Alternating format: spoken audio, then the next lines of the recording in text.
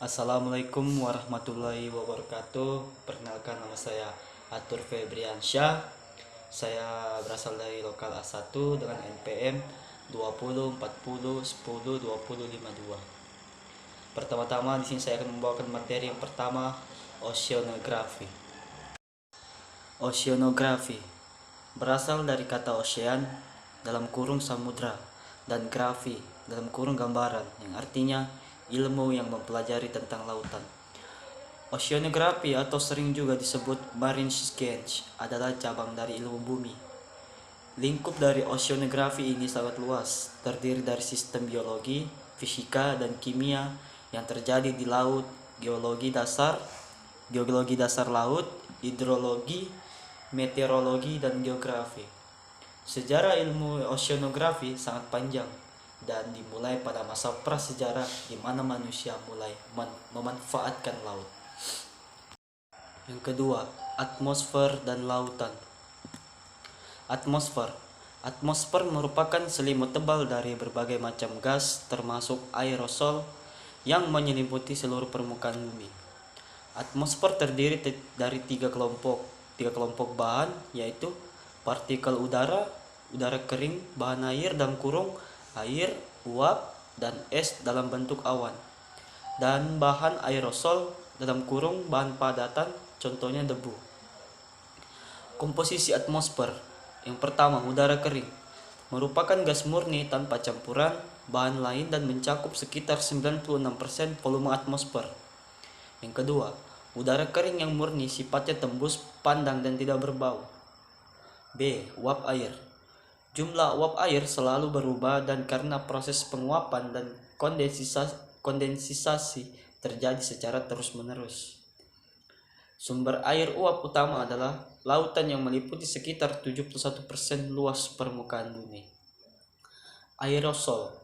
Partikel padatan halus berbagai bahan permukaan bumi sebagai terangkat naik ke atmosfer atas membentuk aerosol. Struktur lapisan atmosfer. Troposfer. Lapisan terbawah terletak pada ketinggian 0 sampai dengan 18 km di atas permukaan bumi dalam kurung laut.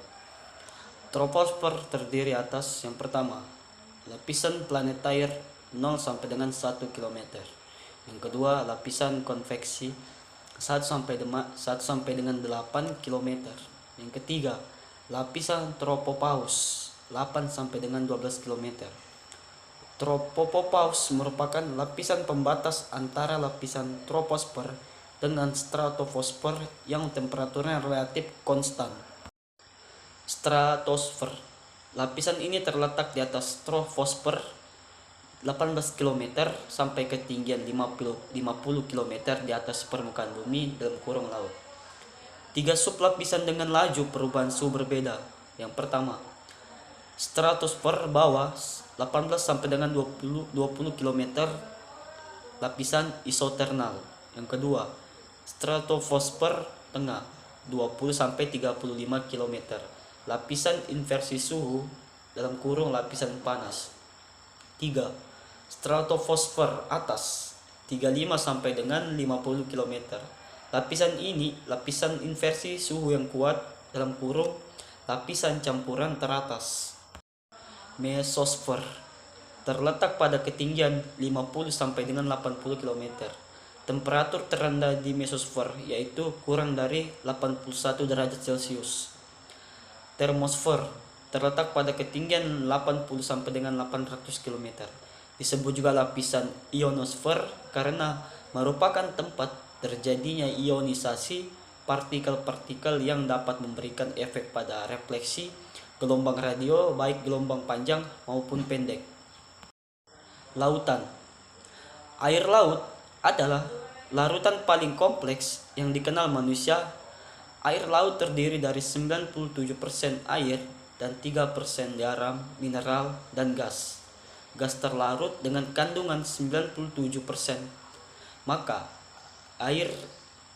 sifat-sifat fisika air laut sangat dipengaruhi oleh sifat fisika air, sedangkan untuk sifat kimianya sangat tergantung pada 3% kandungan zat terlarutnya.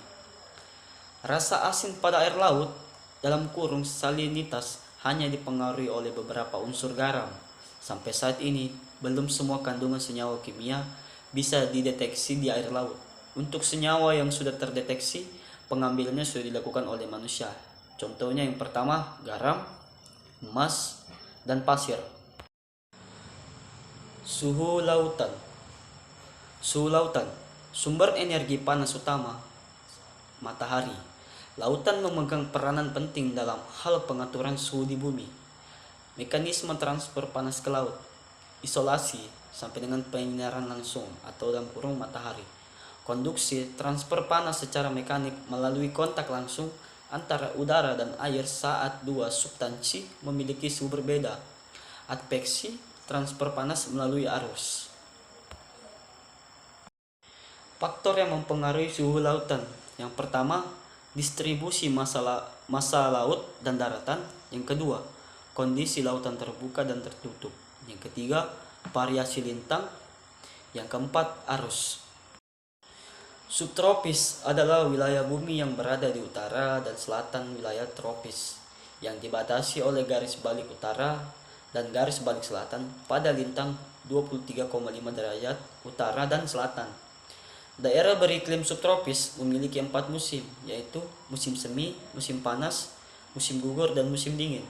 Daerah subtropis di belahan bumi utara meliputi yang pertama, sebagian besar Eropa kecuali Skandinavia.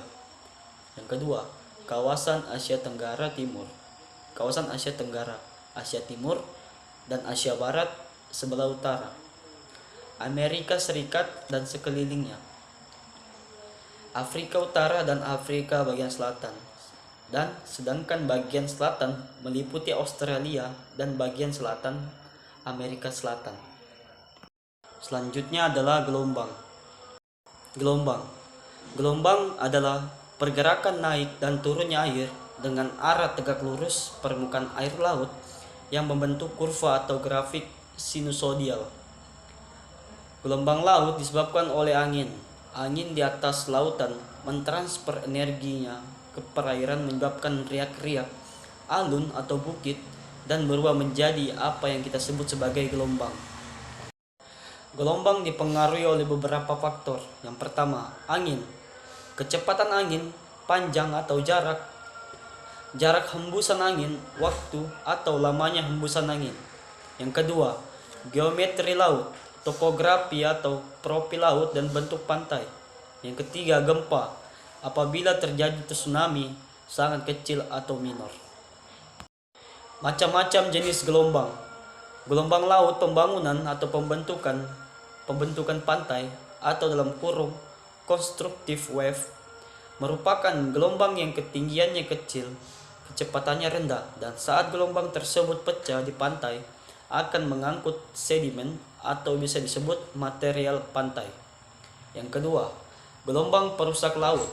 Gelombang perusak laut pantai atau biasa disebut destructive wave merupakan gelombang laut dengan ketinggian dan kecepatan rambat yang besar, dan ketika gelombang ini menghantam pantai akan ada banyak volume air yang terkumpul dan mengangkut material pantai ke tengah laut.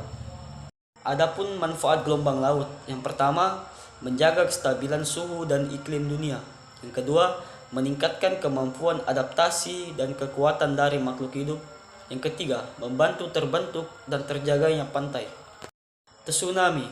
Tsunami adalah kata dalam bahasa Jepang yang artinya gelombang laut dengan panjang gelombang yang sangat besar, disebabkan oleh gangguan seismik atau oleh pergerakan massa sedimen dasar laut akibat gravitasi yang tidak stabil. Meskipun sering sebagai gelombang pasang surut, tsunami tidak disebabkan oleh pengaruh pasang surut. Tsunami biasanya mempunyai panjang gelombang kira-kira ratusan kilometer. Adapun beberapa gempa-gempa yang paling dapat menimbulkan tsunami. Yang pertama, gempa bumi yang terjadi di dasar laut. Yang kedua, kedalaman pusat gempa kurang dari 60 km. Yang ketiga, magnitudo gempa lebih besar dari 6,0 skala Richter. Yang keempat, jenis pensesaran gempa tergolong sesar naik atau sesar turun. Gaya-gaya semacam ini biasanya terjadi pada zona bukaan dan zona sesar. Penyelamatan diri saat terjadi gelombang pasang. Yang pertama, jika Anda berada di tepi pantai, segeralah berlari ke tempat yang lebih tinggi dan memberitahu kepada orang-orang yang berada di sekitar tepi pantai tentang adanya gelombang pasang. Yang kedua, jika Anda berada dalam kapal di tengah laut, menjauhilah daerah yang terkena cuaca buruk dan gelombang pasang. Selanjutnya adalah pasang. Pasang adalah naik dan turunnya permukaan laut disebabkan oleh kombinasi efek gravitasi dari bulan dan matahari dan juga efek dari rotasi bumi. Adapun beberapa tipe pasang. Yang pertama, sebagian besar lautan di dunia umumnya mengalami 2 kali pasang tinggi dan 2 kali pasang rendah setiap hari, atau biasa disebut semi-diurnal tide. Tetapi beberapa lokasi hanya 1 kali pasang tinggi dan 1 kali pasang rendah setiap hari, atau bisa disebut diurnal tide. Yang kedua, tempo dan amplitudo. Pasang surut di pantai dipengaruhi oleh posisi matahari dan bulan, oleh pada gelombang pasang di laut di dalam bentuk garis pantai, dan bathymetri di daerah dekat pantai. Adapun beberapa faktor penyebab terjadinya pasang surut. Yang pertama, berdasarkan teori kesetimbangan. A. Rotasi bumi pada sumbunya. B. Revolusi bulan terhadap matahari. C. Revolusi bumi terhadap matahari. Berdasarkan teori dinamis. A. Kedalaman dan luas perairan. B. Pengaruh rotasi bumi atau dalam kurung gaya Coriolis. C. Gesekan dasar. Pengukuran. Dalam pengukuran pasang, perubahan tinggi muka laut dalam hitungan menit diabaikan. Data perubahan ketinggian muka laut ini dibandingkan dengan datum atau data referensi yang dikenal dengan MSL, Mean Sea Level, atau rata-rata ketinggian permukaan laut. Pasang sangat bervariasi dalam skala waktu mulai dari jam sampai tahunan akibat pengaruh dari banyak hal. Pengaruh. Pasang surut berpengaruh terhadap kehidupan manusia, terutama nelayan. Yang pertama, navigasi. Data pasang surut suatu wilayah sangat penting untuk navigasi laut, karena bentuk pantai dan kedalaman suatu wilayah atau dermaga dapat berubah-ubah tergantung pasang. Yang kedua, listrik. Kelemahan versi pertama adalah banyaknya energi sangat tergantung kondisi pasang, sedangkan versi kedua membutuhkan dana yang sangat besar untuk membangun dam di pantai. Selanjutnya, suhu permukaan laut perairan Indonesia dan hubungannya dengan pemanasan global. Pemanasan global atau global warming adalah suatu istilah yang menunjukkan pada peningkatan suhu rata-rata di atas permukaan bumi. Suhu udara rata permukaan bumi meningkat sekitar 0,74 Celcius dalam 100 tahun terakhir. Sumber energi utama dari kehidupan adalah matahari yang memancarkan radiasinya menembus lapisan atmosfer bumi dalam bentuk gelombang pendek. Dampak yang paling nyata dari pemanasan global sampai saat ini adalah perubahan iklim. Pemanasan global juga mengakibatkan pergeseran musim sebagai akibat dari adanya perubahan pola curah hujan. Analisis temporal dilakukan di 4 wilayah perairan Indonesia dengan asumsi keempat wilayah tersebut memiliki karakteristik suhu permukaan laut yang mempengaruhi kondisi cuaca dan iklim di beberapa wilayah Indonesia. Keempat wilayah tersebut adalah: yang pertama, perairan selatan Jawa; yang kedua, perairan barat Sumatera; yang ketiga, Laut Cina Selatan; dan yang keempat, perairan utara Papua. Yang pertama, perairan selatan Jawa. Berdasarkan hasil analisis daerah ini menunjukkan untuk bulan-bulan SON mempunyai nilai slope sama dengan plus 0,0428. Untuk di DJF slope sama dengan plus 0,353. MAM slope sama dengan plus 0,0193, dan untuk JJA slope sama dengan plus 0,294. Secara umum, wilayah ini mengalami peningkatan SPL selama lebih dari 32 tahun terakhir. Perairan Barat Sumatera.